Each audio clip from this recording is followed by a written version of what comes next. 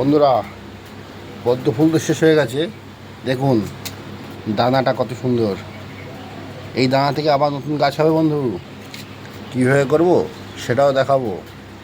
তো যথারীতি পদ্ম গাছ আমরা পদ্ম হয়েছিল, তবে আর একটা পদ্ম আমরা উপহার পেয়েছি এই গাছ থেকে। দেখুন সুন্দর একটি পদ্ম ফুল আবার উপহার পেলাম। তো গাছ থাকলে গাছ কখনো বেমানি করবে না, অবশ্যই আপনাদের ফল দেবে। দেখেছেন? আর যেহেতু ফুলের গাছ, তো সুন্দর ফুলের ভালোবাসা আপনি পাবেন। তো একটু যত্ন করে ছাদে এই ধরনের টবে গাছটা করা হয়েছে। যদিও গাছটা আমি করিনি, আমার ছেলে করেছে। তো ছেলের দৌড়াতে আমাদের বাড়িতে পদ্ম ফুল একটি হয়ে গেছে, এবং সেই পদ্ম ফুলের বীজ অলরেডি সৃষ্টি হয়েছে। আপনারা দেখতে পেয়েছেন, দেখুন কত সুন্দর, মৌচাকের ন্যায়।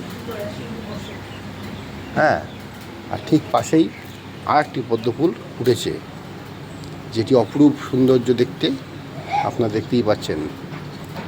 তো এখনও আশা করা যায় কিছু গাছ আমরা পাবো, কিছু ফুল পাবো, কিন্তু রৌদ্রের এত তাপ, এই গোড়ার জল শুধু শুকিয়েই চলেছে। তবে গাছ যখন তেজ দিয়ে উঠবে, গাছ তখন সবুজ সবুজ হয়ে থাকবে, তখন কিন্তু পদ্ম হয় না।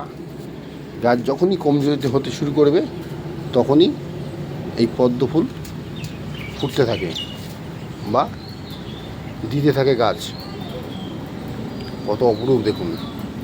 এই দেখতে পাচ্ছেন, এইগুলোই পরে দানায় পরিণত হবে এবং পূর্ণতা পাবে ঠিক এইভাবে। আর দেখুন একটা দানা দেখাচ্ছি ভেতরে। ও, প্রাকৃতিক সৃষ্টি দেখুন। একটি দানা আলতোভাবে রেখে দিয়েছে তার কুঠিরে নতুন প্রজন্ম সৃষ্টি করার জন্য, তাই না?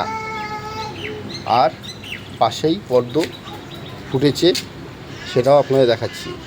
আর এই পদ্ম ফুলই যখন আবার পাপড়িগুলো ঝরে যাবে এবং সৃষ্ট হবে, এর আবার একটি নতুন প্রজন্ম সৃষ্টি করার কুঠুরি বা বাক্স,